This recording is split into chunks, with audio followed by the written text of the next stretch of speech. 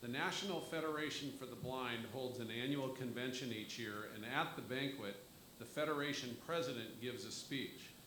Kenneth Jernigan, the second president of the Federation, was most known for the Iowa experiment, in which Jernigan took over and dramatically reformed the Iowa Commission for the Blind. This was the first time that a blind person was given direct control over the design of a state program intended to serve the blind, and the results were an unqualified success. One commentator remarked, "If a person must be blind, it is better to be blind in Iowa than in any other place in the nation or the world." Jernigan was president of the Federation for nearly 20 years before he stepped down in 1986 to serve as an editor of stories detailing the lived experiences of blind people. His speech at the July 1971 banquet in Houston, Texas, and the speech was entitled, "To Man the Barricades," exemplifies the spirit of nothing about us without us.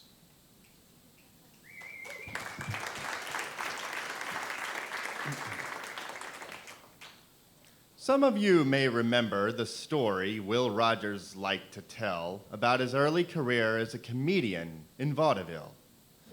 "I used to play a song called Casey Jones on the harmonica with one hand," he said, "and spin a rope with the other, and then whine into the old empty rain barrel. And then in between the verses, I used to tell jokes about the Senate of the United States.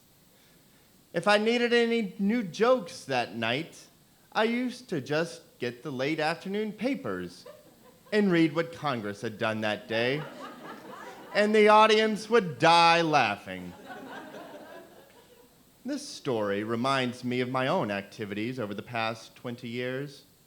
I have gone all over the country as the guest of blind groups and civic associations, and like Will Rogers, I tell stories about the government of the United States, particularly the Department of Health, Education, and Welfare, and the other professionals doing work for the blind.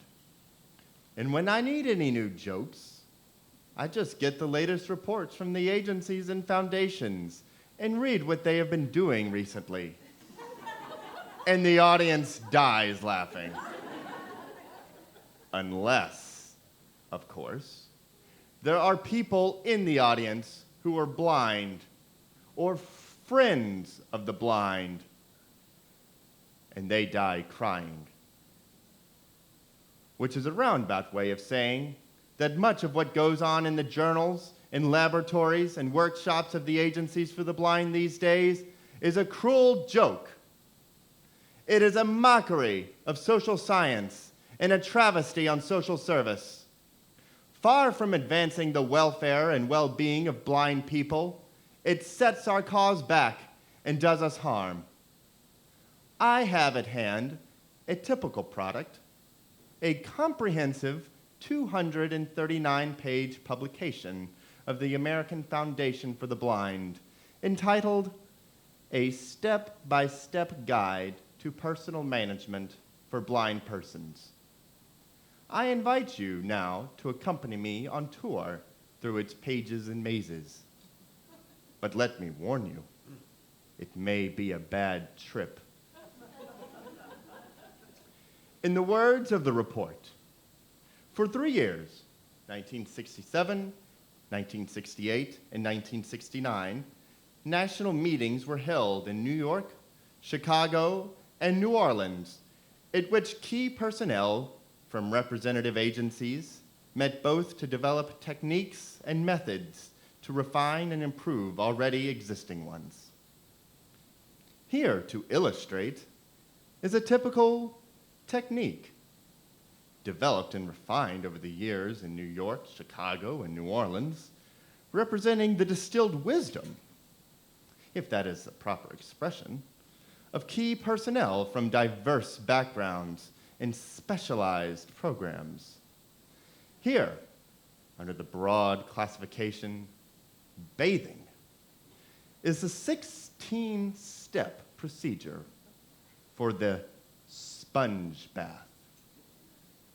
Immediately following this highly developed and refined technique, the product of 5 years of national conferences and international surveys, is the step-by-step guide to taking a tub bath.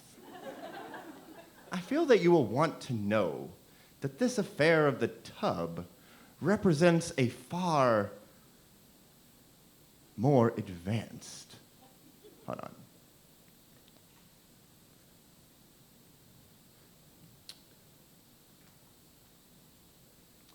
an elaborate enterprise in personal management. The greater complexity is evident at the outset. You will recall that the first step in the sponge bath technique is disrobe. But the first step in the tub bath exercise is disrobe and place clothing where it will not get wet. That is, of course, a substantial increase in subtlety over the sponge bath. Let us pause here for a moment and contemplate the significance of that instruction. Disrobe and place clothing where it will not get wet. What does it tell us about the intelligence, the presumed intelligence of the blind person under instruction? It tells us that he has not the sense to come in out of the rain, or more exactly, that he has not the sense to bring his clothes in out of the shower. He is presumed to be someone who has never taken a bath before. This possibility is given additional credence by instruction number 15. As towel gets damp, shift to a dry section. If the trainee has ever bathed before, he will know about that. Only if he is a babbling idiot does he need to be given that extraordinary advice. This presumption of incompetence or newborn innocence on the part of the blind person is indeed pervasive of the entire 239-page guidebook. Let me emphasize, as strongly as I can, the typical and conventional character of this manual. It is not the exception. Its name is Legion. Its approach, its philosophy, and its superficial contents have been duplicated many times over. As long as such insulting drivel about us continues to be issued in the name of science by agencies doing work for the blind, as long as federal money continues to be available to support it, as long as the climate of general public opinion continues to tolerate it, as long as the blind persons continue to be found who can be coaxed or hoodwinked into participating in it, then for just so long must we of the National Federation of the Blind raise our voices to resist it, denounce it, and expose it for the pseudoscience and the fraud which it is. If you tell us that you are important and necessary to our lives, we reply, it is true. But tear down every agency for the blind in the nation, destroy every workshop, and burn every professional journal, and we can build them all back if they are needed. But take away the blind, and your journals will go dusty on the shelves.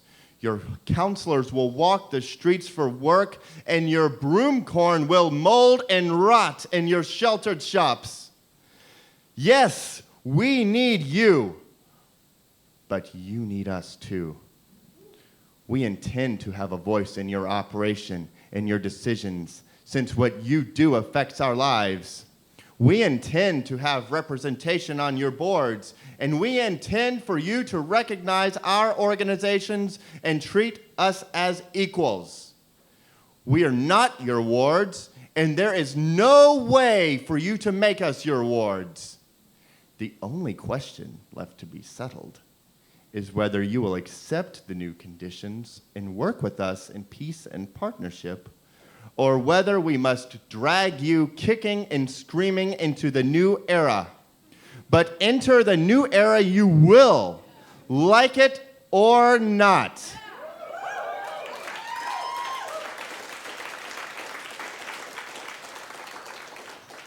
I love OPAL. Let's have a cheer for OPAL.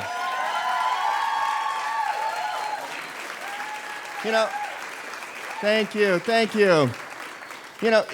Even before I moved out here, from Baltimore, I knew that I belonged in this organization. I saw y'all on TriMet YouTube videos doing the work that we continue to be doing every day. And that really inspired me. Because when we fight for social justice at OPAL, we're in it for the long haul. And we never give up.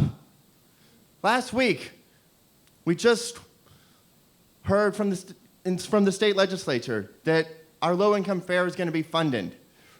But that took months and months of work, of tireless work, but we never gave up. And we lift each other up and inspire people to create social change. And together, we accomplish so much more than we could alone. So that's why I'm asking you guys to invest in OPAL.